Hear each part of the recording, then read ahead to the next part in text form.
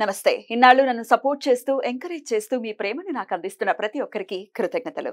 అలాగే ఈ వీడియో కూడా ఖచ్చితంగా మీకు ఉపయోగపడుతుంది. లైక్, షేర్ అండ్ సబ్స్క్రైబ్ చేసి మీ సపోర్ట్‌ని నాకు అందించండి. అలాగే ఈ వీడియో పట్ల మీకున్న అభిప్రాయాన్ని కామెంట్ సెక్షన్‌లో కామెంట్ చేసి తెలియజేయండి. ఇప్పుడు వీడియోని చూద్దాం. నమస్తే. Welcome to our channel. నేను పద్మిని. ముందుగా ప్రేక్షకులకి శ్రీ క్రోధినామ సంవత్సర ఉగాది శుభాకాంక్షలు. ఉగాది అంటే ఖచ్చితంగా మనం మన రాశి ఎలా ఉంది అనేది ఖచ్చితంగా తెలుసుకునేటటువంటి ప్రయత్నం చేస్తాము. ఈ ఉగాది నుంచి వచ్చే ఉగాది వరకు ఎలా ఉంది అసలు గ్రహ సంచారము, ఎలాంటి గ్రహాలు ఎలాంటి ఫలితాలను ఇవ్వబోతున్నాయి అనేది మనకు తెలియజేయడానికి మనతో పాటు సిద్ధంగా ఉన్నారు వేదిక్ ఆస్ట్రాలజర్ అవినాష్ దాస్ గారు. మాట్లాడదాం. అవినాష్ గారు నమస్తే అండి. నమస్తే.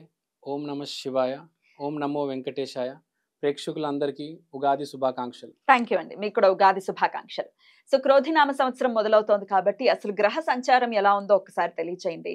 ఏ గ్రహం చేత ఈ సంవత్సరం మొత్తం కూడా మనము పాలించబడుతున్నాము, ఇవన్నీ ఈ డీటెయిల్స్ అన్ని ఒక్కసారి. ఈ సంవత్సరము క్రోధినామ సంవత్సరము, రాజువు కుజుడు, మంత్రి శని. కాబట్టి ఈసారి మంత్రి శని బాగా మంచి స్ట్రాంగ్ పొజిషన్లో ఉన్నారు. అందుకనే మనం చూస్తున్నాము ఈసారి ఎవరెవరైతే తప్పులు చేశారో వాళ్ళందరూ జైలుకి వెళ్ళడం కూడా జరుగుతుంది. చాలా మంది పొలిటీషియన్స్ కూడా వెళ్ళారు. సో ఈ సంవత్సరం శని ఎవరిని వదలరు. చాలా మంది శిక్షలు పడతాయి. జైలు శిక్ష అని కాదు, రకరకాల శిక్షలు పడతాయి వాళ్ళ తప్పుల్ని బట్టి, వాళ్ళ తప్పుల్ని బట్టి. అలానే ఎవరైతే మంచి చేశారో వాళ్ళందరికీ శుభం జరుగుతుంది తప్పనిసరిగా. శని ఈసారి డెలివరీ చేయబోతున్నాడు. 30 years తర్వాత శని మంచి స్ట్రాంగ్ పొజిషన్ లో ఉన్నారు. తర్వాత కుజుడు ఈ సంవత్సరానికి రాజువు కాబట్టి ఈ సంవత్సరం మనము చూడేది చాలా రిఫార్మ్స్ ఉంటాయి. బేసిక్ గా రియల్ ఎస్టేట్ రంగంలో చాలా రిఫార్మ్స్ ఉంటాయి.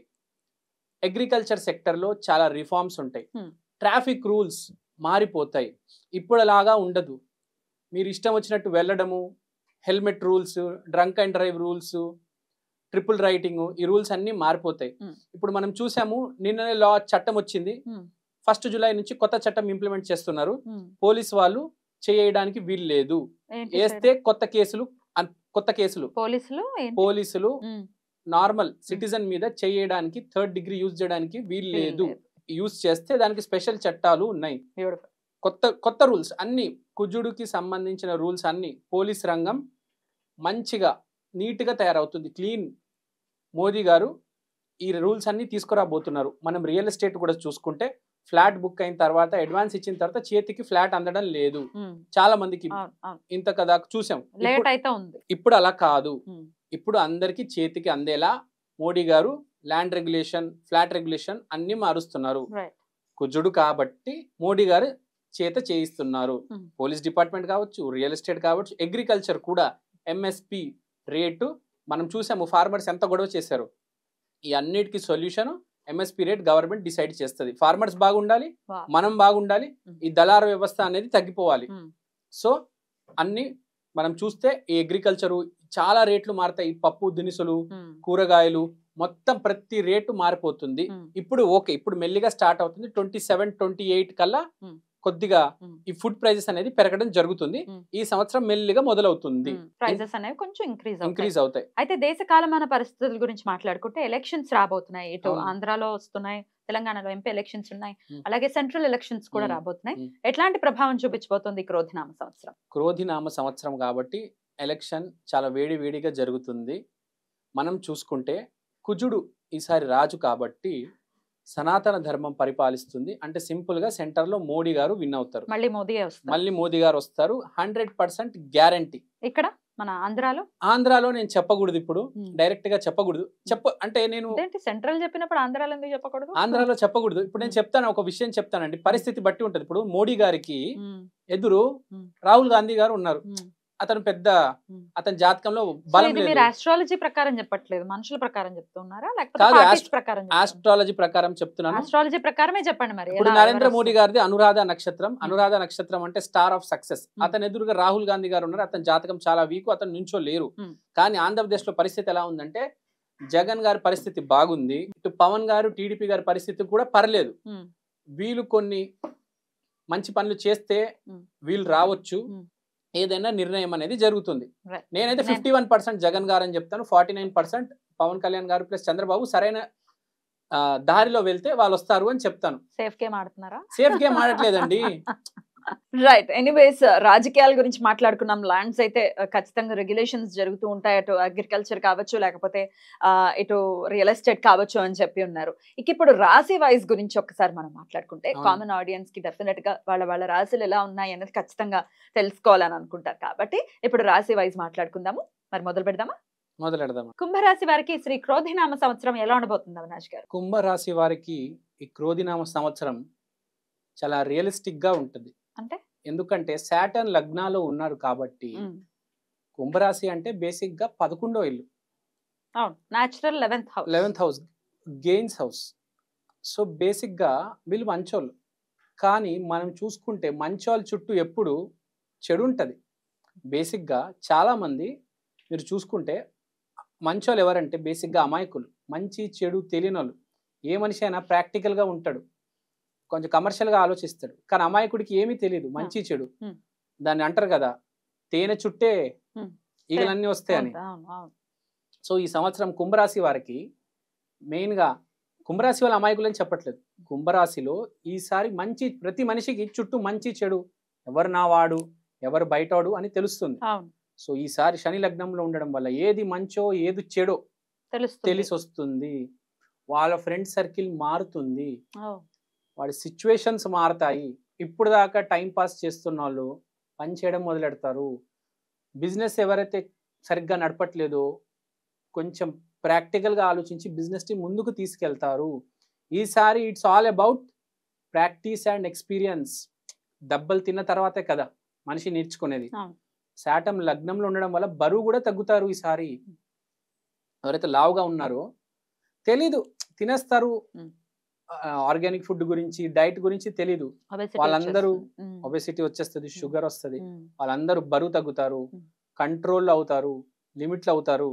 లిమిట్ చేసుకుంటారు మనిషిని, తనని తాను, తన ఫ్రెండ్ సర్కిల్ కావచ్చు, తన హీటింగ్ హ్యాబిట్స్ కావచ్చు, తన బ్యాడ్ హ్యాబిట్స్ అన్ని లిమిట్ అయిపోతాయి. సో వీళ్ళకి చాలా మంచి సంవత్సరమే అనుకోవచ్చు. ఎందుకంటే వీళ్ళని లైన్లో పెడుతుంది. ఇప్పుడు దాకా వీళ్ళు ఏవైతే తప్పుదారులు, ప్రతి మనిషి 2-3 తప్పుదారులు వేస్తాడు. ఒక 10 మంచి దారులలో వెళ్ళినా 2-3 తప్పుదారులు అన్ని శని వేలెత్తి చూపిస్తాడు. చూసుకోరా బాబు, ఈసారి బోర్లా పడతావు, లేకపోతే నేనే పడేస్తా, నేను పడేస్తాడు, నేర్పిస్తాడు. శని అంటేనే లెక్కల మాస్టర్, లెక్కల మాస్టర్, లెక్కలన్నీ సరి చేస్తాడు. రాహు సెకండ్ లో ఇంట్లో ఉండడం వల్ల ఈఎన్టీ ప్రాబ్లమ్స్ కొద్దిగా రావచ్చు, మళ్ళీ ఆటోమేటిక్ గా సెట్ అయిపోతాయి. కొంచెం జాగ్రత్త ఈఎన్టీతో, అదొకటి. తర్వాత మన గురువు 4వ ఇంట్లో ఉండడం వల్ల ఇంట్లో చాలా హ్యాపీగా ఉంటారు. Good relations with mother. Big size ఇల్లు కొనే వాళ్ళందరూ బిగ్ సైజ్ ఇల్లు కొంటారు. ఎందుకంటే గురువు 4వ ఇంట్లో ఉండడం వల్ల పెద్ద ఇల్లు కొంటారు.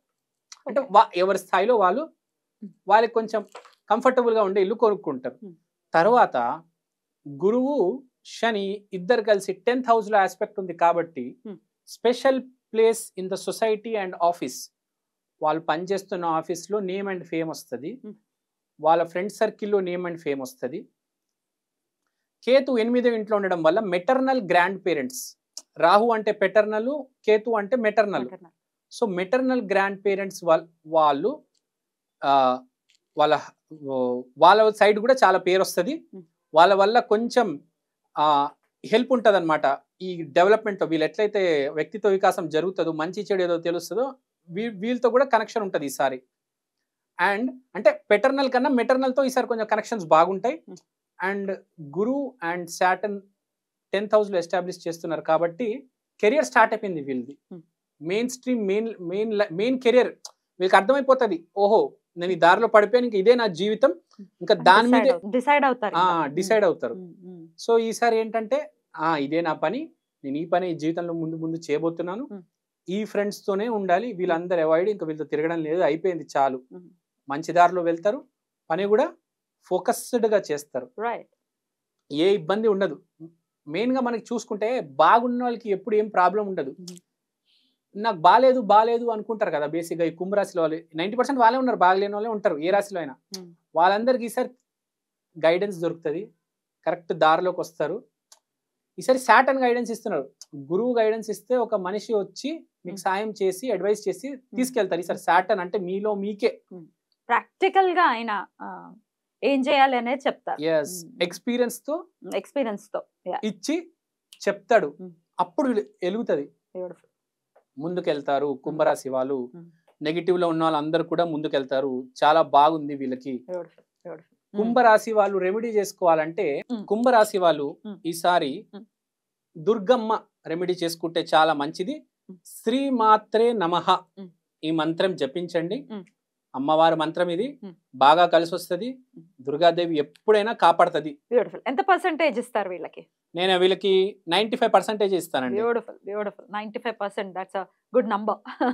సో చాలా చాలా బ్యూటిఫుల్ గా ఉండాలి కుంభరాశి వారికి ఈ క్రోధినామ సంవత్సరం అని మనస్ఫూర్తిగా కోరుకుంటూ ఇక నెక్స్ట్ ఎపిసోడ్ లో ఫైనల్ రాశి మీన రాశి గురించి మాట్లాడుకుందాం. నమస్తే.